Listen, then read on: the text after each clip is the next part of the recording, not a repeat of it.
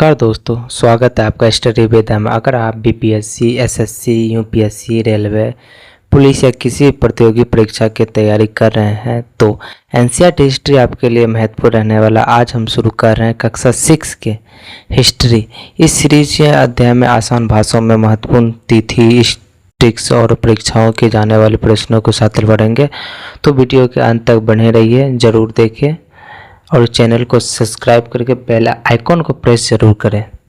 तो चलिए बिना समय गवाए स्टार्ट करते हैं। आज का हमारा पहला अध्याय है क्या, कहाँ, कैसे। इस अध्याय में हम क्या जानेंगे? इतिहास क्या है, इतिहास क्या है, इतिहास के बारे में हमें जानकारी कहाँ से मिली है, पुरातात्विक इतिहासकार कैसे काम करते हैं, तथा बीसी और एडी में क्या अर्थ है, बीसी और एडी में क्या डिफरेंट है। तो आइए सबसे पहले समझते हैं इतिहास क्या है। इतिहास क्या है तो शुरू करते हैं चैप्टर 1, कब, कहाँ और कैसे।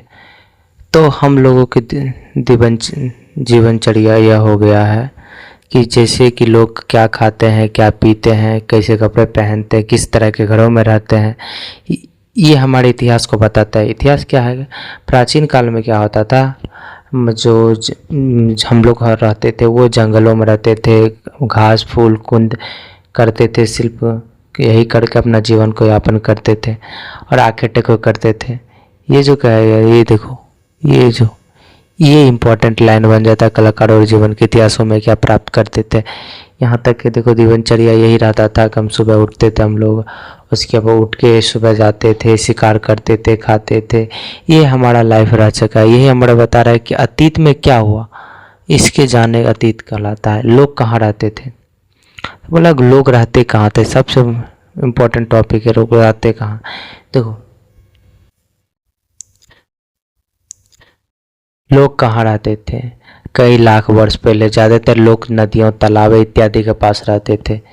देखिए कई लाखों साल पहले रहने के लिए कोई आवास नहीं था, तो या तो जंगलों में रहते थे या तो नदी पर तालाबों के पास रहते थे, वहाँ शिकार करते थे। जड़ फल फूल तो इसी पर हम लोग आधारित थे एवं शिकार पदार्थ थे, बस नो डाउट इतना ही पढ़ना है हम लोग को। 8000 वर्ष पहले सर्वप्रथम मनुष्य ने क्या उपजाया था, ये बहुत इम्पोर्टेंट रह जाता है। 8000 पहले मनुष्य ने सबसे पहले गेहूं को उपजाया था, सबसे पहले गेहूं को उपजाया था। जो फसलों किरथार एवं सुलेमान के पहाड़ी को उपजाने लगा। सबसे पहले जो गेहूं उपजाया गया किरथार और सुलेमान के पहाड़ी, जो प्रेजेंट टाइम में कहाँ पड़ता है, ये भी प्रेजेंट टाइम में पाकिस्तान में पड़ता है। ये प्रेजेंट टाइम में पाकिस्तान में चलता है। उन्होंने गाय, भेड़, बकरी, कुत्ता एवं जानवरों को पालना जो सुलेमान पहाड़ी और किरथार पहाड़ी के आसपास रहता है, तो सबसे पहले गाय, भेड़, बकरी को पालने के लिए प्रारंभ किया। वे लोग गांव में रहते थे, वे लोग गांव में नॉर्मली रहते थे, सब गांव में ही रहते होंगे।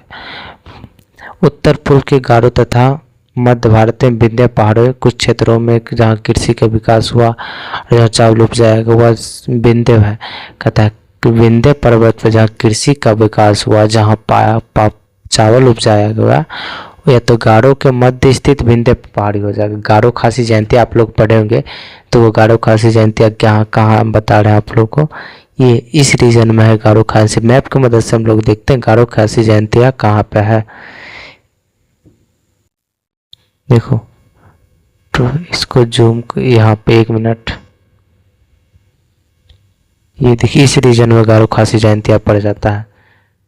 चलो नेक्स्ट, उत्तर भारत में गारो, ये तो इस टॉपिक हो ही गया था। मानव चित्र में दक्षिण एशिया, आधुनिक भारत, पाकिस्तान, बांग्लादेश, नेपाल, भूटान और श्रीलंका और अफगानिस्तान, ईरान, चीन और म्यांमार आदि पड़ोसी। पूछेगा भारत के पड़ोसी देश कौन है। देखो सबसे पहले ट्रिक वाइज याद करो। पूरब में चलाएंगे तो म्यांमार हो जाएगा, पश्चिम में चलाएंगे तो या तो पाकिस्तान बोल दो या तो अरब सागर बोल दो, बस देश पूछे तो पाकिस्तान बोलो। उत्तर में आ जाता है हमारा पड़ोसी देश नेपाल हो गया, और दक्षिण में आए तो श्रीलंका हो गया, बात खत्म। दक्षिण एशिया का सबसे एक महाद्वीप से छोटा है, लेकिन विशालता में बर्फ से, समुद्री पहाड़ियों से, पर्वतों से घिरा हुआ है। चलिए कोई टॉपिक्स नहीं बनता है। लगभग 4700 वर्ष पूर्व सिंधु व किसी सहायक नदियों के आरंभिक नगरों में, देखो जितने भी सभ्यता आजकल बसे हैं वो कोई ना कोई नदी के ऊपर, 4700 साल पहले जितने भी सभ्यता थे सब वो सिंधु घाटी सभ्यता, वो भी एक रावी नदी के किनारे है। रागी नदी सारे जितने भी सभ्यता है सारे किन नदी के ही किनारे है। गंगा इसके सागर नदियों के किनारे तथा समुद्र तटवर्ती नगरों के विकास लगभग 2500 वर्षों पर हुआ था। सिंधुघट्टा काढ़ा गंगा नदी के आसपास जो नगरों का भी जो गंगा नदी बह रही है तो उसका विकास जो हुआ था वो लगभग 2500 ईस्वी के आसपास होते। इसके अतिरिक्त अन्य किसी अन्य वस्तु अतीत के बारे में उपयोग में लाई जाती है। ऐसी वस्तुओं का अध्ययन करने के व्यक्ति को पुरातत्व, हाँ ये बहुत इम्पोर्टेंट हो जाता है हम लोग का।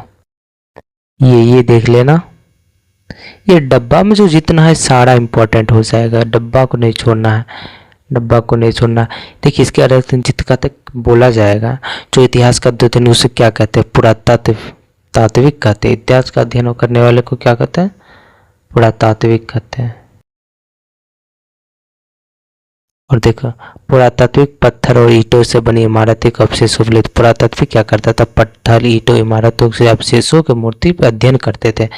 पुरातात्विक का काम था कि जो ईंट पत्थर अवशेष चित्रों का मूर्तियों का अध्ययन करना, औजारों हथियारों बर्तनों आभूषणों तथा सिक्के से प्रति छानबीन और खुदाई करता था। उनका काम था सिक्का कितना साल पुराना सिक्का है कि किस माध्यम से किया जाता था, तो कार्बन डेटिंग, यहाँ याद रखना किसी भी चीज़ का कार्बन डेटिंग, किसी भी चीज़ का उम्र का पता लगाने के लिए, जैसे ये किसी बॉडी किसी का मिल गया तो डेड बॉडी कितना पुराना है, ये हड्डी कितना पुराना है, ये सिक्का कितना पुराना है, इसका पता लगाने के लिए उस कार्बन डेटिंग किया जाता है, समझा।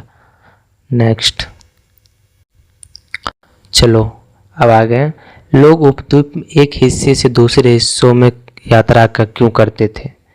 देखो लोग एक हिस्से से दूसरे से क्यों यात्रा करेंगे, या तो खाना के तलाश में जाएंगे, या तो पानी के तलाश में जाएंगे, या तो मौसम परिवर्तन हो जाएगा, बाढ़ आएगा तो एक दूसरे के तलाश में जाएंगे। वही है इसमें लिखा है, लोगों ने सदैव उपद्वीप से एक हिस्से से दूसरे हिस्से में यात्रा क्यों करें। यात्रा तक कहते हैं हिमालय जैसे ऊंचे पर्वतों, पहाड़ी, रेगिस्तान, नदियों तथा समुद्री के कारण जो जोखिम भरी होती थी। देखो हिमालय, समुद्र, रेगिस्तान के कारण जोखिम होता था, फिर भी लोग यात्रा करते थे। क्यों करते थे, फिर भी काम के तलाश में करते, कोई काम के तलाश में करता था। प्राकृतिक आपदाओं के जो जिसे अभी जस्ट मैंने बताया था कि प्राकृतिक आपदा के कारण क्या करते थे, एक स्थान से था, कभी कभी सेना दूसरी क्षेत्र, हाँ एक आक्रमण से भी क्या करता है, जैसे कोई सेना किसी क्षेत्र पर किसी भी टेरिटरी पर आक्रमण कर देता है तो अपने आप को बचाव के लिए एक क्षेत्र से दूसरे क्षेत्र में भी जाया करता था। इसके अतिरिक्त व्यापारी कभी काफिलों में हजारों के हजारों संख्या मूल्यवान वस्तुएं ले जाती। जब एक क्षेत्र से दूसरे क्षेत्र कोई जाएगा तो वो अपने साथ क्या ले जाएगा, या तो खाना पानी होगा तो खाना पानी ले जाएगा, या अपने मूल्यवान जो वस्तु हैगा वो। अच्छा बताओ तुम ही लोग जब घर से बाहर जाओगे तो मूल्यवान वस्तु को छोड़ोगे, नहीं छोड़ोगे। उसी तरह नहीं छोड़ता था। धार्मिक गुरु लोगों की शिक्षा तथा सलाह देते थे। एक गाँव से दूसरे गाँव, कस्बे से दूसरे कस्बे से, एक गाँव से धार्मिक गुरु जाता था, जाएगा तो एक दूसरे को सलाह देगा, और एक कस्बे से दूसरे गांव से एक नए लोग खोजने की तलाश में, एक जगह से दूसरे जगह तो उत्सुक रहेगा, खोजने की तलाश में रहता था। सब यात्राओं के लोगों के एक दूसरे के विचारों को जानने का अवसर मिलता था। उपमहाद्वीप में बाहरी लोगों के लिए बस गए थे। लोगों ने इस आगमन को हमारे सत्य परंपरा से समृद्ध किया। जब एक जगह से दूसरे से इस आगमन को हमारे लोगों ने सांस्कृतिक परंपरा को समृद्ध किया। इसे कोई लोग एक जगह से दूसरे जाता था। अभी मुसलमान लोग जो मक्का जाते हैं, कोई मदीना जाते हैं, तो उसको पहले जाते थे किसी कारण से जाते थे, लेकिन अब इसको एक धार्मिक मामला जोड़ दिया गया। कई लोग पत्थर को तराशने, संगीत रखने और यहाँ के भोजन को तरीके से एक विचारों को अपनाते थे। ठीक है, संगीत को तराशने, संगीत रखने, ये इम्पोर्टेंट नहीं बनता। चलो देश का नाम, अपने देश का नाम प्राय इंडिया या भारत जैसे नामों को प्रयोग करते हैं। इंडिया शब्द की उत्पत्ति इंडस से हुई। इंडिया की उत्पत्ति कहाँ से हुई, टिक लगा लो, इंपॉर्टेंट क्वेश्चन है। इंडिया की उत्पत्ति कहाँ से, इंडस से। इंडस एक नदी है, सिंधु नदी का नाम इंडस है, जो लगभग 2500 वर्ष पूर्व की ओर से पूर्व की नदी उत्तर पश्चिम की ओर से ईरान जो अभी होता है ईरानी, उसको यूनान, जो सिंधु के हिंदूस, जो सिंधु को इंदुस कौन कहता था, या तो ईरान कहता था या तो हाँ, सिंधु को इंदुस बोलता, तो उन लोग को सिंधु नहीं बोलना था, ऐसे बोलता इंडोस, इसीलिए सिंधु को इंडोस वो लोग है। इसी नदी के स्थित पूर्व भूमि को इंडिया कहा जाए। इसी नदी को उसकी जो जितना भी पूर्व भूमि हो गया, जैसे सिंधु नदी की इस पार के जितना भी टेरिटरी हो गया, उसको इंडिया कहने लगा।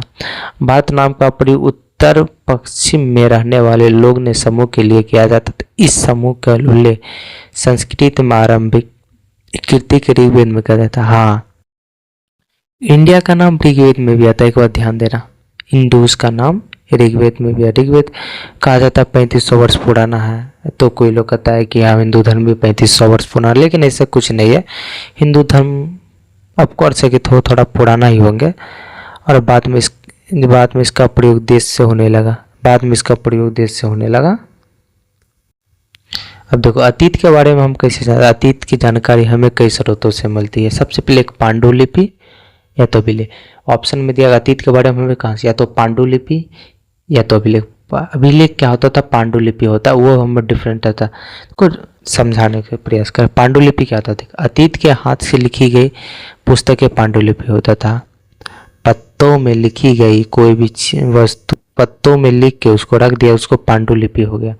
जैसे पत्तों में रख दिया अंग्रेज, उसको पांडुलिपि कहते हैं। पत्तों, प्राचीन काल में तो पेपर का आविष्कार चीन किया, तो प्राचीन काल में तो पेपर होता नहीं था, पेपर नहीं होता तो उसको पत्तों पे लिखा जाता, उसको पत्तों लिख के उसको रख दिया जाता, तो वही पांडुलिपि कहलाए। अंग्रेजों ने पांडुलिपि को मैन्युस्क्रिप्ट शब्द का प्रयोग किया, जो लैटिन भाषा में मेन्यू होता है, निकाले। पांडुलिपि तार के पत्तों को काट कर मालिक। पूछेगा पांडुलिपि किस पत्तों से बनाया जाता है? तो मुख्यतः तार के पत्तों या भोजरी के पत्तों से। बड़ी इंपॉर्टेंट है भोजरी का पत्ता। ये जब बहुत थोड़ा बड़ा बड़ा होता था, एक पत्ता जिसमें लिखा जाता था। अब क्या है? पाठ्य ये पांडुलिपि मंदिर और विहारों में प्राप्त किया जाता था। पांडुलिपि जो सुरक्षित रखा जाता है, या तो मंदिर में रखा जाता था या बिहार में रखा, जो बौद्ध विहार नाम पड़ा होगा, बौद्ध विहार, तो उसी में पांडुलिपि को रखा जाए, तो मंदिर या तो विहार में सुरक्षित रखा जाता है ताकि कोई चुराए न। इस पुस्तकों का धार्मिक मान्यता के व्यवहार, राजाओं के जीवन, औषधि तथा विज्ञान आदि सभी प्रकार के विषय और चर्चा मिलती है। इसके अतिरिक्त इनमें से महाकाव्य, कविता तथा नाटक भी शामिल है। इसमें जो पांडुलिपि में या तो महाकाव्य लिखा रहता था, कविता लिखा रहता था, नाटक लिखा रहता था, यही सब पांडुलिपि मुख्यतः 3 भाषा में लिखी रहती थी, या तो संस्कृत, प्राकृत और तमिल, यही तीनों। सबसे पुराना भाषा हम लोग को संस्कृत ही हो जाता था, प्राकृत और तमिल, यही तीनों भाषा में पांडुलिपि। अब देखो अभिलेख क्या कहते हैं। सो देखो, नो डाउट हम इजीली समझेगा अभिलेख क्या है। देखो, पत्थर या धातु पे लिखा गया लेख अभिलेख कहलाता। खत्म। पर देखो, पत्थर या धातु पे लिखा गया अभिलेख कहलाता है। खत्म। और पांडुलिपि पत्तों पे लिखा गया लेख पांडुलिपि कहलाता है। अभिलेख, पांडुलिपि पत्तों पे लिखा गया पांडुलिपि कहलाता है। अभिलेख, अभिलेख क्या कहलाता? अभी तो पत्थर और धातु पे लिखा गया लेख अभिलेख का। तो कभी कोई शासक अन्य दर्शकों में उनके, ताकि लोग उन्हें देख सके, पढ़ सके और पालन कर सके। कुछ अन्य अभिलेख भी मिलते हैं जिनमें राजाओं और रानियों सहित अन्य स्त्री पुरुष ने भी अपने कार्यों के विवरण उत्कृत करवाए। कभी कभी अभिलेख में राजा और रानी अपने वर्चस्व जमाने के लिए लिख दिया जाता, सम्राट ये था वो था, लेकिन वाकई में कुछ नहीं था। कभी कभी लिखा जाता। सबसे ज़्यादा अभिलेख किसका मिला था? सम्राट अशोक, जो मगध वंश का शक्तिशाली शासक। लगभग 2250 वर्ष पुराना अशोक नामक शासक ने आदेश, देख अभी अशोक का नाम लिए थे। अभी सबसे पुराना सबसे 2250 अशोक नामक एक शासक ने उत्कृत करवाया। अभी भारत में अभी लेख लाने का प्रथा सम्राट अशोक को ही जाता है। अशोका गिसान का केथार पुरातत्व में से प्राप्त हुआ था। इसने यूनान और अरामाइक नामक 2 लिपियों के भाषाओं में लिखा था। अशोक क्या किया था? यूनान और अरामाइक को, खासकर यूनान अरामाइक दोनों उन्हीं का भाषा है, यूनान का ही, उन्हें 2 लिखवाया था। इसके अतिरिक्त अन्य वस्तुएं अतीत के बनी हुई प्रयोग के लाई जाती थी। ऐसे वस्तुओं को अध्ययन करने वाले व्यक्ति पुरातत्व कहलाते थे। पुरातत्वविद पत्थर की ईंट की बनी इमारतों के अवशेषों, चित्र और मूर्तियों का अध्ययन करते थे। वे औजार, हथियारों, बर्तनों, आभूषण तथा सिक्कों के प्रति कि भर्ती के लिए छानबीन की खुदाई भी करते थे। इनमें से कुछ वस्तुएं पत्थर की पकी हुई देखो तो खुदाई में से अवशेषों के रूप में सब जो पुरातत्वविद इतिहास में जो खुदाई करता है उसे पुरातत्वविद कहते हैं। जो वो जो खुदाई करते थे या तो अवशेष मिलता था या हड्डी का अवशेष, या तो चित्र मिलता था जानवरों के चित्र यानी मूर्तियां, यही सब मिलता था। औजार मिलता था, हथियार बिहार से चिरान से मिला था औजार, हथियार बर्तनों मिलता था। उस समय जो अस्थायी निवास करते थे वो किस टाइप का बर्तन वे यूज़ करते थे, किस टाइप का आभूषण पहनते थे, किस तरह सिक्का गुदवाया था, ये सभी खुदाई के दौरान मिला था। बोले कि खुदाई के दौरान क्या मिला था? औजार, हथियार, बर्तन, आभूषण, सिक्कों, बस खत्म। अवशेष, चित्र, मूर्तियाँ, ये 5-7 है जो खुदाई के। कुछ वस्तु पकी ईंट, मिट्टी, कुछ धातु बने हुए मिलते थे जिससे जलवायु नष्ट ना होने वाले होते हैं। कुछ ऐसे कठोर चीज होते हैं जिसे जलवायु नष्ट नहीं करते। पुरातत्वविद जानवरों, चिड़िया तथा मछलियों की हड्डी ढूंढते थे। पुरातत्वविद क्या करते थे, ये राइटिंग मिस्टेक हो गया, थोड़ा सा सुधार लीजिएगा आप लोग। ये चिड़िया होगा। पुरातत्वविद क्या करते थे, कहीं की चिड़िया को देखता था, जानवरों को देखता था तो वो उसको खुदाई करता था, उसको वो भांस लाता तो उसको रिसर्च करता था, ये हड्डी कहाँ से आया, नहीं आया, कितना साल पुराना हड्डी है, सारा चीज। वनस्पति के अवशेष बहुत मुश्किल से बच पाते हैं। वनस्पति, बिल्कुल सही बात है, वनस्पति के अवशेष बहुत मुश्किल से बच ही पाएंगे क्योंकि वनस्पति चीज़ तो गलने लगता है, सटने लगता है एक टाइम पे, इसीलिए बहुत मुश्किल से। यदि आप दाने तथा लकड़ी के टुकड़े जल जाते हैं तो जले हुए रूप में बच रहते हैं, जो जल जाते हैं तो जले हुए बच जाते हैं। उसका भी पुरातत्वविद ने खोज किया। पांडुलिपि क्या खाते थे कि बच जाते, इसका पुरातत्व। पांडुलिपि अभिलेखों तथा पुरातत्व का ज्ञान जानकारी को इतिहासकार में शिलालेख का प्रयोग करते थे। तो पांडुलिपि, अभिलेख, पुरातत्व की जानकारी के लिए इतिहासकार शिलालेख का प्रयोग है। शिलालेख मतलब पत्थर पर कोई चीज़ गुदवा दिया गया, लिखवा दिया गया, उसे शिला मतलब पत्थर, लेख मतलब लिखना। शिला पे कोई चीज़ गुदवा देना ही शिलालेख कहलाते। इतिहासकार उन्हें कहते थे अतीत का अध्ययन। हाँ, शिलालेखों का अध्ययन भी अतीत का अध्ययन कह सकते हैं। इन स्रोतों से सहायता से धीरे धीरे अतीत के पुनर्निर्माण करते हैं। अतः इतिहास के पुरातत्व में जासूसों की तरह सुराग, इतिहास को जासूसों को सुराग कहा जाता है। देखो अब पढ़ेंगे अतीत एक या अनेक। इस पुस्तक का शीर्षक हमारे अतीत का वर्तमान है, जो वो एक बहुवचन है क्योंकि अलग अलग समूहों के लिए अलग अलग मायने रखा गया है। खास ये जो डब्बा वाला ये आप लोग पढ़ लीजिएगा, इतना इम्पोर्टेंट नहीं है, ये आप लोग पढ़ सकते हैं, इतना इम्पोर्टेंट नहीं मानते इन लोग, हम लोग इसको। इसके अतिरिक्त कोई अन्य भेद है, इसके शासक के विजयों का लेखा जोखा रखते हैं। यही कारण है कि देखो शिलालेख हो या ताम्रपत्र हो, उसमें ये शासकों का लेखा जोखा भी रखता, कोई शासक कितना महान था, किन शासकों के पास इतना सेना था, उतना सेना था, क्या कारण था, क्या कारण था, क्या नहीं कारण था, उसका एक बुक में मिलता है। तो बुक या ताम्रपत्र उसी में लिखा होता था, या क्या खाते थे, उसमें क्या रहते थे, वही सब इतिहास में लिखा रहता था। इसको आप लोग पढ़ लीजिएगा अच्छे से। तिथियों का मतलब क्या था, हाँ शुरुआती दौर में हमने बताया था कि एडी और बीसी में क्या डिफरेंट है, एडी क्या है, बीसी क्या है। एडी क्या होता था, इसको तुम लोग अभी देखो मत, अभी हम बाद में इसको हम बता, तुमको अभी समझा रहे हैं। एडी क्या होता था, जीसस क्राइस्ट होता है। जीसस क्राइस्ट के जन्म से, जिसको ईसा मसीह बोलते हैं, जो ईसाई धर्म का सबसे पवित्र व्यक्ति हुआ, जीसस क्राइस्ट के जन्म से पहले को बीसी बोलते हैं, बीसी। और जीसस क्राइस्ट के जन्म के बाद एडी बोलते हैं। इतना तुम रखा, जीसस क्राइस्ट के जन्म से पहले, यहाँ पर वही दिया गया वर्ष का गणना जीसस, ईसाई मसीह, ईसा मसीह जीसस क्राइस्ट को बोलते हैं। इंग्लिश में जीसस क्राइस्ट, हिंदी में ईसा मसीह हो गया। 2000 के तपस्या के ईसा मसीह का जन्म 2000 वर्ष के बाद हुआ था।